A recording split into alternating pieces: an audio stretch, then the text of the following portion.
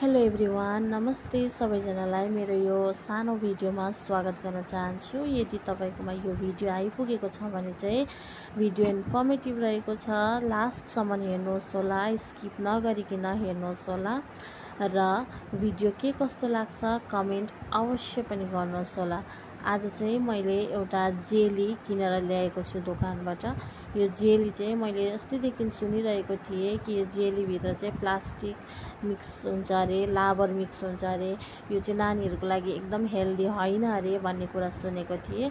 So त्यसै कारणले मैले पनि हिजो एउटा जेली किनेर लिएँ र एउटा प्लेट लिएँ र त्यो ह्याङ्कीमा एउटा जेली राखेँ र जेली राखेर मैले निचोड्नु थालेँ। निचोरेर त्यो जुन चाहिँ लिक्विड फर्म छ त्यो सबै तल निकालेँ र छोक्रा चाहिँ माथि रह्यो। चाले भन्छु यसलाई, मैले चाले भनौँ न होइन, चाले र चालेर जब मैले त्यो भित्र हेरेँ छक्कै परे। जुन चाहिँ माथि चालिएर जुन चाहिँ छोक्रा रह्यो नि, छक्कै परे। मैले के देखेँ भन्दाखेरि चाहिँ तपाईँहरूले पनि हेर्नुहोस् भिडियोमा, त्यहाँनिर के छ भन्दाखेरि चाहिँ हेर्नुहोस् त, त्यो सेतो सेतो के होला, त्यो प्लास्टिक होला कि लाबर होला कि के होला, त्यो छक्कै परे म। किनभने यो चाहिँ सानोमा मैले पनि पुरा खान्थेँ नि त, यो मलाई एकदमै टेस्टी लाग्थ्यो।